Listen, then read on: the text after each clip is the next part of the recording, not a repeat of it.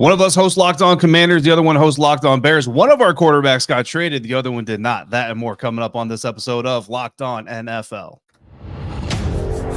You are Locked On NFL, your daily NFL podcast. Part of the Locked On Podcast Network, your team every day. And welcome in, everybody, to this Friday episode of Locked On NFL, your daily podcast covering the National Football League, part of the Locked On Podcast Network, your team every day. Thanks so much for making Locked On NFL your first listen of the day every single day.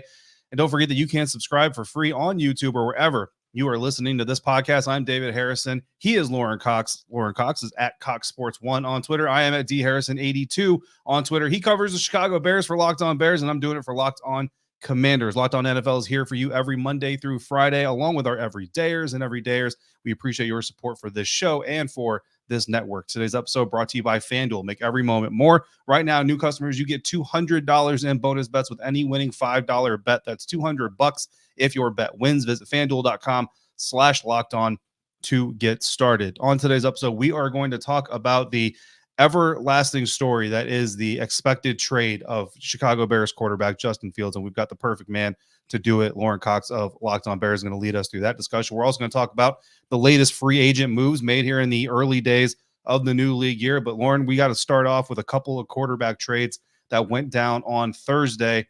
One of them I'm very familiar with, quarterback Sam Howell getting traded from the Washington Commanders to the Seattle Seahawks. But let's talk first about the other trade that happened. The Atlanta Falcons are sending or have sent quarterback Desmond Ridder to the Arizona Cardinals for wide receiver Rondale Moore. So I guess let's start this way, Lauren. If you had to put your thoughts into a sentence or two, how would you describe the Desmond Ridder experience for the Atlanta Falcons? It's hard to summarize it quickly, but it's like I kind of found out by feeling like, what did you expect? You know, like I don't know, like it kind of went out.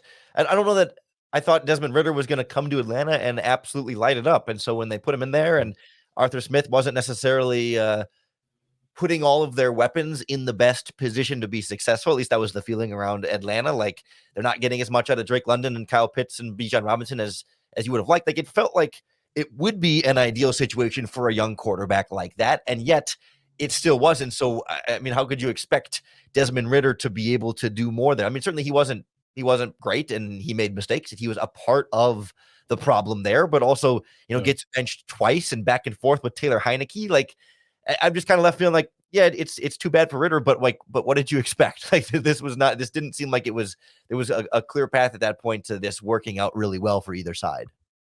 Yeah, it really kind of felt like, I mean, with the Atlanta Falcons, just in general, you mentioned it, it just kind of felt like it was an organization that was just trying to do new things and almost like trying to shirk or organic decision-making, for the sake of just doing it, like just to be different. You know what I mean? We're in the thick of mock draft season, right? And every once in a while you stumble upon a mock draft and you're like, oh, the Chicago Bears trade pick number 1 for 3 third-round picks, 4 fourth-round picks, and a retired running back. You're like, cool. So this guy is just trying to shock people for the sake of shocking people. And obviously that's not a real thing. And if it is, never read that guy's mock draft again. But it just kind of felt sometime. And then Arthur Smith didn't do him any favors by coming to the podium and saying, I don't care about your fantasy team. I don't care about your fantasy stats. Like, dude, like, are you out here making coaching decisions because you don't like just to shake the media narrative? Like, is that why you're making these decisions? But then you pair that kind of confusion with a quarterback in Desmond Ridder. And I remember him coming out of Cincinnati. I was a fan, right, of Desmond Ridder, but I don't think anybody ever had him as this guy that was going to elevate everybody around him. The idea was that he was going to have talent around him to make it work. And, look, Kyle Pitts hasn't necessarily been exactly what everybody thought Kyle Pitts was going to be. Drake London certainly, I think, has some talent, has some ability, but like when you watch what Drake or what Desmond Ridder does well on the football field as far as a passer, it doesn't really mesh too much with what Drake London does well as a receiver. And then, the confusing conversation around Bijan Robinson and his usage or lack thereof. Certainly expect that to get better this year. But what really has a lot of people confused, Lauren, is the draft compensation or the trade compensation. So Rondale Moore, and I don't want to be disrespectful to any player, out there giving it their best, but this guy he's coming to his 4th year in the league. He's capped out at 54 receptions, which is his rookie season. He's never had more than 435 yards receiving. He's had 3 career touchdowns, which is 3 more than I will ever have, right? But when you talk about trading quarterbacks, Like we talk about premiums, we talk about inflation, we talk about all this stuff. Even when it's a quarterback that everybody knows is going to be traded, we still talk about those words. When you look at this and say the Arizona Cardinals gave up Rondale Moore, and you understand the league, that the Falcons probably didn't only talk to the Cardinals. So that means that this is the best that they felt they could have in a trade for Desmond Ridder. What does that tell you about the league and what they see in Desmond Ridder? Certainly not a positive evaluation there, or a super complimentary one. Like, Ridder was a 3rd-round pick and didn't play above that in any way, shape, or form. Like, it looked pretty obvious that he was going to have to be a backup quarterback somewhere. We just thought it might still be Atlanta, and that they could keep kind of developing behind Kirk Cousins. But I can see where, if you're a team like the Cardinals, like, why not go for a higher upside type of backup quarterback? And if you can, get him for trading a number 3, number 4 type wide receiver, that feels like pretty good value. Like, I don't know, you look around and Mac Jones got traded for a 6th-round pick, a different salary and different structure, different situation, but like, that ain't much. And Trey Lance gets a 4th-round pick. So I mean, that's kind of like the range here for young guy who's going to be a backup quarterback who's been a disappointment. So, I mean, is Rondale Moore worth a 6th-round pick in a trade? I mean, probably. Like, I mean, maybe more like a 7th-round pick. I don't know. Like, so that to me is like, where if you start to equate the value to other trades we've seen for backup quarterbacks, like, it's a market right now of QB where there's a ton of supply and not enough demand. And I know, as we'll talk later, that's part of why Justin Fields is still a Chicago Bear. Right. And, and look, it's not totally unnatural for a team to bring in a new starter like Kirk Cousins and say, let's get the old starter, the incumbent, out of the way, because surely there are still Desmond Ridder fans in Atlanta. And if Kirk Cousins comes out and say they go 1-3 or something like that, and he throws a few interceptions or something, there will be a contingent of the media possibly, and also the fan base, calling for Desmond Ridder to get back in there. And I think that's one of the reasons the Washington Commanders decided to trade Sam Howell, which is the next conversation we're going to have. Sam Howell getting traded to the Seattle Seahawks in exchange for a swap, right? So neither team or gains or loses total draft capital, but the Commanders get a 3rd-round pick and a 5th-round pick from Seattle. They send back a 4th and a 6th. So you basically upgrade the 4th to a 3rd, upgrade the 6th to a 5th, and we'll give you Sam Howell. Now, Lauren, the conversation here is, did the Washington Commanders give up on Sam too fast, and did they get enough value? If you look at the traditional Jimmy Johnson model, the advantage here for Washington is 111.8 points, which equates to about the number 96th overall pick, which would be a 3rd-round compensatory pick. Is that enough for what you believe Sam Howell is, and what do you think of this trade?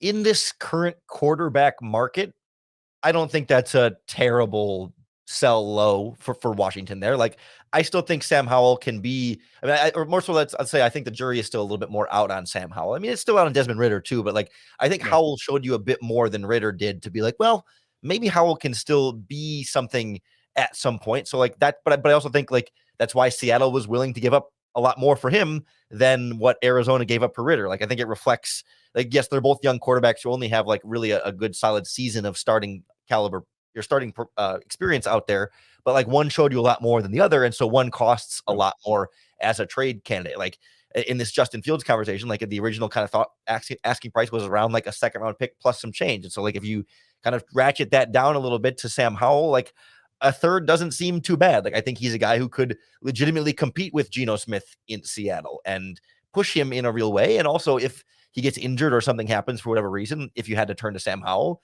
you're not screwed. And you feel like you can still get something out of that and keep building him up. And maybe he develops into a quarterback that's worth more than what you just gave up to get him. But for Washington, much like you were saying with Ridder, it's like, you do got to clear the way for the next guy coming in. They've got Marcus Mariota as the veteran backup as well. So they're ready for presumably Drake May or Jaden Daniels or whoever they end up taking with that number 2 pick. Yeah. Also, Georgia Bulldogs legend Jake Fromm still on the roster there in Washington as well. So some quarterbacks moving, some quarterbacks not moving. We'll come back to that. Just food for thought, the Fitzgerald Spielberger model of draft pick values for trade charts that over the cap likes to use evaluated the difference for Sam Howell as a 7th-round pick. So that just shows you not only the evaluation of quarterbacks and how widespread it could be, but also the valuation of draft pick value and how widespread. One model's got it as a 3rd round, one model's got it as a 7th round. At the end of the day, it'll just depend on what each team does with those picks and those players. There are some new players headed to new homes as well on Thursday nights into Friday. We'll talk about those coming up next on today's episode of Locked On NFL, part of the Locked On Podcast Network, your team every day. This episode of Locked On NFL is brought to you by Robinhood. Did you know that even if you have a 401k for retirement, you can still have an IRA? Robinhood has the only IRA that gives you a 3% boost on every dollar you contribute when you subscribe to Robinhood Gold. But get this, now through April 30th, Robinhood is even boosting every single dollar you transfer in from other retirement accounts with a 3% match. That's right, no cap on the 3% match. Robinhood Gold gets you the most for your retirement thanks to their IRA with a 3% match. This offer is good through April 30th. Get started at robinhood.com/boost. Subscription fees apply. And now for some legal info. Claim as of Q1 2024 validated by Radius Global Market Research. Investing involves risk, including loss. Limitations apply to IRAs and 401ks. The 3% match requires Robinhood Gold for 1 year from the date of the first 3% match. Must keep Robinhood IRA for 5 years. The 3% matching is on transfers is subject to specific terms and conditions. Robinhood IRA available to U.S. customers in good standing. Robinhood Financial LLC, member SIPC, is a registered broker-dealer. Continuing now, today's episode of Locked On NFL. Thanks again for making Locked On NFL your first listen of the day. Every day. Make sure you come back Monday, whatever's happening over the weekend. Kevin Ostreicher of Locked On Ravens will be here with some of the heavy hitters from the Locked On Podcast Network to talk about all of that news. As you know, Locked On has also launched the first ever national sports 24/7 streaming channel, Locked On Sports Today. Baseball fans, you can mark your calendars for March 20th at 7 p.m. Eastern Time for the best Major League Baseball season preview coming exclusively to Locked On Sports Today on March 20th at 7 p.m. Eastern Time. Be the first to get local insight from your MLB local experts of the Locked On Podcast Network. Again, find it on March 20th at 7 p.m. Eastern Time on the Locked On Sports Today 24/7 streaming channel on YouTube or the free Amazon Fire TV channels app. I've got a buddy of mine who works for the New York Yankees, and they're very, very excited for the season to come. Also excited to see what the Washington Commanders do, but that's a different story. Lauren, we've got different players going to different teams. Where do you want to start? Which new free agent going to a new home do you want to start talking about first? I think it's interesting that the Buffalo Bills let Gabe Davis go to the Jacksonville Jaguars for 3 years, $39 million, and then turn around and sign Curtis Samuel for what's a base 3 year, $24 million contract, but it can be worth up to 3 years, $30 million contract. So, up to $30 million. Yeah, it starts at 24, worth up to 30. So on a per year basis, it's about $5 million a year cheaper to switch from Gabe Davis to Curtis Samuel. And like, that's a pretty good savings there. But at the same time, like, I don't know how much worth it is it to take the risk of bringing in an outside player who I like Curtis Samuel quite a bit, but like, you knew what you were getting with Gabe Davis. You knew his fit on the team. You knew how he interacted with Josh Allen and that wide receiver core. Like, there's always a certain amount of risk when you go outside of the organization to bring in one of these guys, especially someone coming from a Panthers offense where like Curtis Samuel tried his hardest, but it's hard to produce when everything was hitting the fan around there too. So like, I don't know. It's just interesting to see the Bills make that shift down in price. And I mean, we'll see how the change in quality is, because I think you could see Curtis Samuel being just as productive as Gabe Davis if he can step in and really kick things off and hit the ground running. Or, you know, there's a chance they're left thinking like, man, wish we would have just paid a little bit more for Gabe Davis. Yeah, you know, I think you hit the nail on the head. They're talking about like stylistically, right? Because Gabe Davis and Curtis Samuel, you know, just from what I do know about Gabe Davis, like they couldn't be more different type of receivers. Like Gabe Davis, some of the criticism about him is he can't run a full route tree, at least not well enough, and kind of is almost like a one-trick pony, right? Where Curtis Samuel, he's got a lot of different tricks in his bag. Now, I will tell you that he does his best work in the short and intermediate part of the offense. And you know, when you look at the Commanders' offense the last few years with Curtis Samuel, I mean, you got to take 1 year out of there because he had the groin injury that kept nagging him and everything else. But really, about 2 years worth of work under two different offensive coordinators. What he's always shown in that system, and I think even going back to his Carolina Panthers days, what he showed is that he's a versatile guy that needs to be able to work in space. So how do you get him in space? That's always going to be the question, right? If you try to line him up outside and he's got some like 6'4" press man coverage, you know, guy with a safety on top of him to cheat or whatever, you're never going to get him the ball. So you can work him in the backfield, you can work him in motion, work him out of the slot, and then let him work in that short to intermediate area. He's a screen guy, stuff like that. That's not Gabe Davis. Like, you're not describing Gabe Davis. So the plan here has to be for the Buffalo Bills to shift gears. And to me, part of that is to protect Josh Allen, right? Because I think that as much as you love how much he can run and how physical he is and how tough he can be, at the same time, you got to start also thinking about protecting your investments and protecting quarterbacks. I just had this conversation with Corbin Smith of Locked On Seahawks when we're talking about Sam Howell in his first, you know, full year starting for the Washington Commanders. Protecting your quarterback, we typically hear someone say you got to protect your quarterback. You talk about the offensive line, your blocking tight ends, your third down running back that can pick up a blitzer, all that stuff. But protecting your quarterback also goes to scheme. And you know that, Lauren. You watch Justin Fields struggle in some schemes, Mitchell Trubisky struggle in some schemes. You have to scheme to your quarterback strengths, but you also have to scheme to your player strengths and screen games, quick passes, vertical type run plays, I already said screen passes, but what do they call them? Sweeps, reverses, jets, everything. Like all those types of little short things can help a guy like Josh Allen. And honestly, something that we were able to see the Washington Commanders kind of take advantage of is not so much set up the screen, but get your quarterback rolling outside the pocket. Once that linebacker, safety, whoever it is, collapses in to stop that mobile quarterback, dump it in over their head to a guy like Curtis Samuel and let him do his thing. Yeah, I agree. Like it's all about how Buffalo is going to be able to use these guys and how that offense can maybe find ways to get things going differently for Josh Allen, because it did feel like a lot of times last year they were still looking for answers across the board in that offense and couldn't get anything going. How about a move though, or that didn't happen? We had heard that the Los Angeles Chargers were potentially shopping Joey Bosa, potentially shopping Khalil Mack, one or both, and one way or another, both guys agreed to pay cuts. It was restructured and also a reduction in salary. For Khalil Mack, it prevents him from being franchise tagged when he's a free agent next year in 2025. And then the Chargers added a roster bonus to Joey Bosa's contract a little bit down the line. But either way, like they get to keep both of them for 2024 at a reduced salary cap number. But both guys are already nearing the ends of their contract. Khalil Mack is 33 going on 34. Like I'm a little surprised.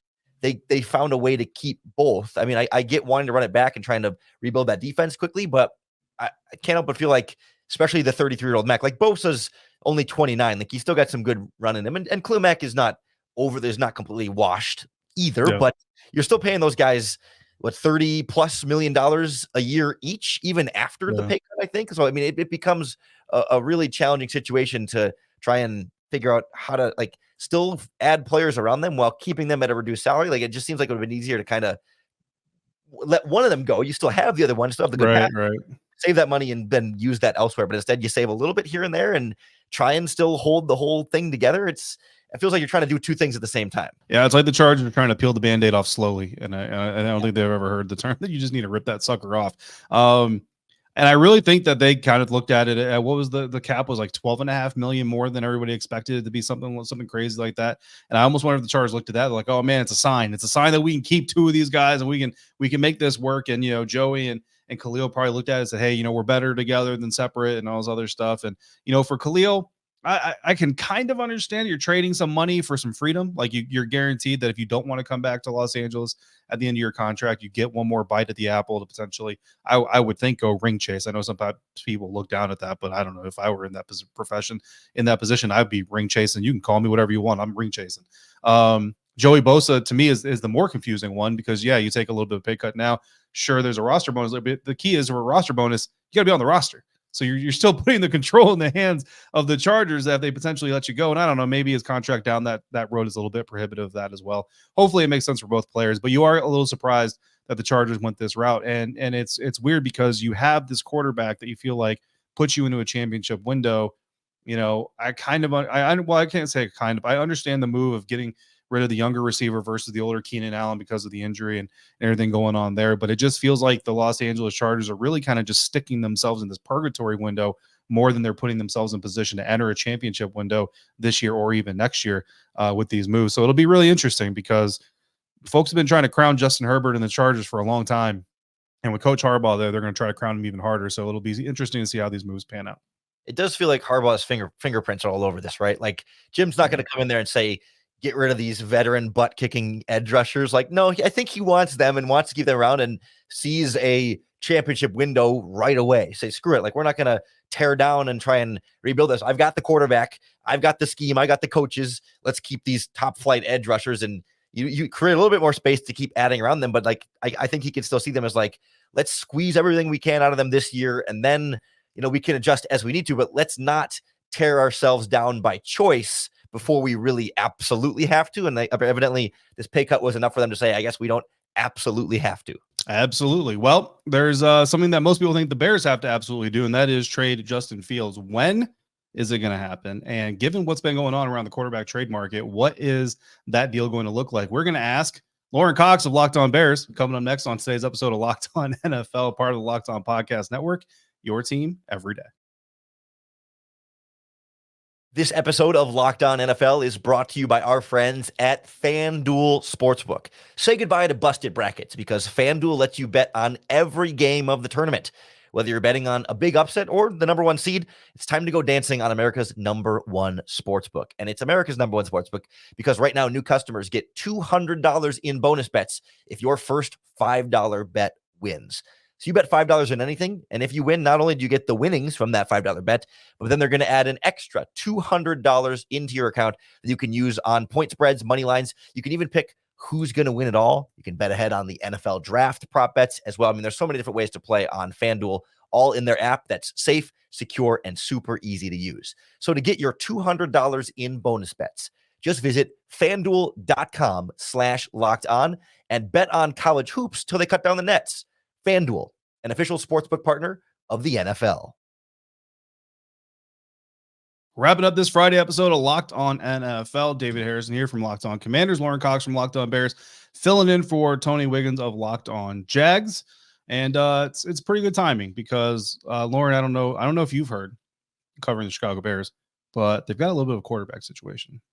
Everybody pretty much assumes that Caleb Williams is going to be the number one overall pick. Actually, I messaged you on Teams and you never answered me back. So let me put you on the spot here. Caleb Williams, number one in the Locked On NFL Super Mock Draft Extravaganza we got going on later this month. Well, I think people are just going to have to tune in to the Locked On NFL Mock Draft Extravaganza to know. And I apologize for not being as up on my Microsoft Teams messages as I probably should be. Fun. It's all good, but I try to put you on the spot there and see if you just bite. But yeah, you're going to draft Caleb Williams, and so I will too. Like that's how it's going to go. Yeah. That's what's going to happen. So Caleb Williams, number one, the Chicago Bears, which means they have to do what everybody else is already doing and get rid of the incumbent starter so you don't have massive amounts of drama. And so here's the part I want to talk to you about, Lauren. So Lauren, for everybody, obviously Locked On Bears is covering the storyline. Lauren was also on Locked On Sports today to talk about this. So Lost, you can catch it there with Ross Jackson. You also talked about this earlier this week with James Rapine on Locked On NFL. So this is one of the big stories here. This is why this is getting talked about so much. Here's my angle on this that I want to get your 2 cents on. Ryan Poles at the NFL Scouting Combine says, was it him or the coach? You can tell tell me which one. It was him says, we want to get this situation fixed like tomorrow. Like the words tomorrow came out of his mouth. I think the media around him started laughing a little bit like, oh, that was funny. He's like, no, I'm serious. Like if we could do this tomorrow, I'll do it tomorrow. We want to be good to Justin, all this other stuff.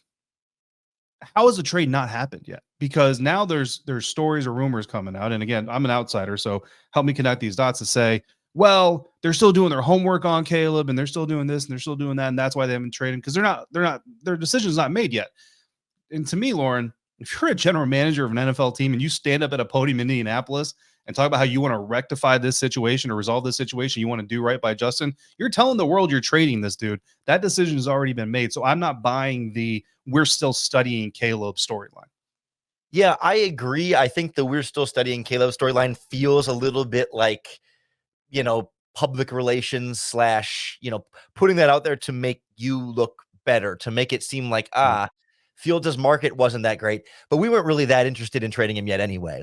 I definitely feel a lot of that in there. Like, I do think if the trade offers had been what the Bears were looking for, they would have traded Justin Fields by now. If somebody had come in with, and same thing, like if tomorrow, if Denver calls and says, all right, here's a second round pick or whatever their threshold is going to be, they're going to make the deal. Like as much as, I think they are still crossing their T's and dotting their I's when it comes to Caleb Williams. I would say they're somewhere between 95 and 99.9% sure, but maybe not at 100% sure. But I think they're sure enough that if the right offer was there for Justin Fields, they would make the trade and say, yeah, we're comfortable enough with these quarterbacks and we'll get 100% comfortable after we have the private workout and the pro day and all that stuff. So it's convenient to say we are still evaluating Williams because I think that is true, but they're evaluating that final 1% of Caleb Williams and not like, we're still trying to decide if this quarterback is good. Like they know whether they like this quarterback or not. Like they decided probably a while ago, but certainly long enough ago, like, yes, this is the guy that we want.